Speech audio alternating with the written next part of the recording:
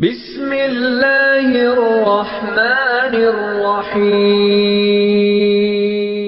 نحمده ونصلی علی رسولہ الکریم، اما بعد۔ 10 روزہ اسلامی عقائد کورس حصہ دوم، تمہید۔ انسان کی فطرت میں یہ بات ہے کہ وہ گزرے ہوئے زمانے کی تلاش میں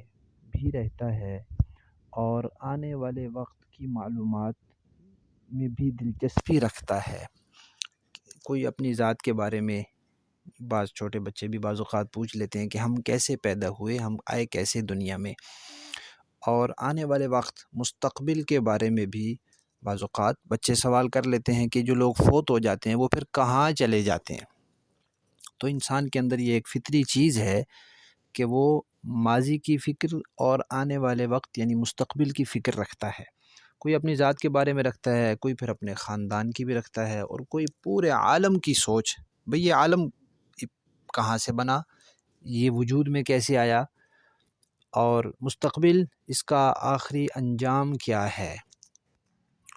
یہ دنیا، یہ جہان، یہ شروع کیسے ہوا، اور یہ اس کا انجام کیا ہوگا آخر میں۔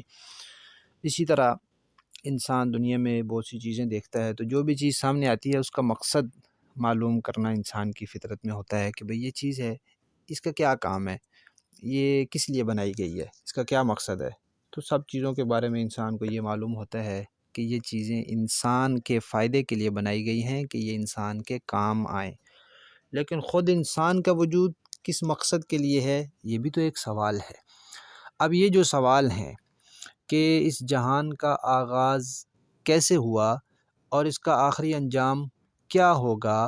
اور انسان کے وجود کا مقصد کیا ہے، اب اس کے جواب کے لیے ہم یا تو مذہب سے مدد لے سکتے ہیں یا پھر عقل سے، اور عقل کی پھر دو عقلی علوم جو ہیں ان کو اجمالی طور پر 2 حصوں میں تقسیم کیا گیا ہے، ایک کو ہم سائنس کہتے ہیں، ایک کو فلسفہ کہتے ہیں۔ اگر ہم سائنس سے اس سوال کا جواب پوچھتے ہیں تو بڑے بڑے سائنسدان دنیا کے یہ لکھ چکے ہیں کہ ہمارا جو سائنس کا میدان ہے وہ ہے اپنے تجربات اور مشاہدات کی روشنی میں بتانا۔ یعنی آگ ہے، اب سائنس آگ پیدا نہیں کر سکتی، ہاں وہ بتا سکتی ہے کہ یہ آگ جو ہے اس سے گرمائش ملتی ہے۔ سائنس بھاپ کو پیدا نہیں کر سکتی لیکن بتا سکتی ہے کہ پانی کو اس درجے کی حرارت ملے تو وہ بھاپ بن جاتا ہے۔ تو سائنس یہ کہتی ہے کہ جو چیزیں ہمارے مشاہدے میں آتی ہیں، جو ہمیں محسوس ہوتی ہیں اور جو ہمارے تجربے میں آتی ہیں، ہم تو ان کے بارے میں بتا سکتے ہیں یہ دنیا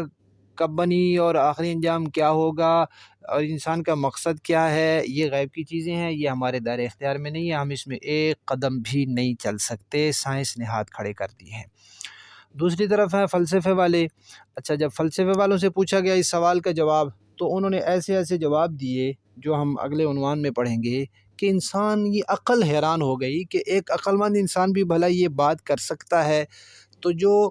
فلسفے والوں کے جواب تھے ان کو عقل نے رد کر دیا، وہ کسی کی سمجھ میں آنے والے نہیں ہیں۔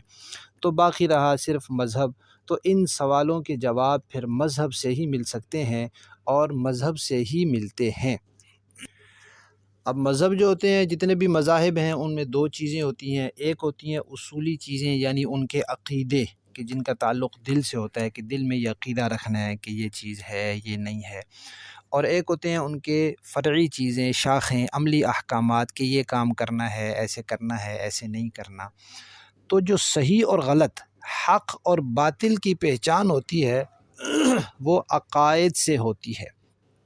اس لیے کسی بھی مذہب کو سچا ثابت کرنے کے لیے ضروری ہوتا ہے کہ اس کے جو اصول ہیں، اس کے جو عقائد ہیں، ان کا درست ہونا عقل سے ثابت کیا جائے اور ان کا پاکیزہ ہونا، صاف ستھرا ہونا ان کو عقلی دلائل سے ثابت کیا جائے۔ جب اس کے عقائد اور اس کے اصول اور اس کی بنیادیں عقلی دلائل سے ثابت ہو جاتی ہیں تو پھر اگلی بات تسلیم کرنا آسان ہوتا ہے کہ یہ بات ثابت ہو گئی کہ خدا ہے اور خدا کی بات ماننی چاہیے۔ تو اب اگلی بات یہ کہ خدا نے یہ فرمایا ہے لہذا ہم نے عمل کرنا ہے، تو فروعات میں، عملی احکامات میں پھر اتنی بات کافی ہوتی ہے، اور مذہب کی ضرورت سے متعلق ہم عقائد کو اور اس کے حصہ اول میں بات کر چکے ہیں۔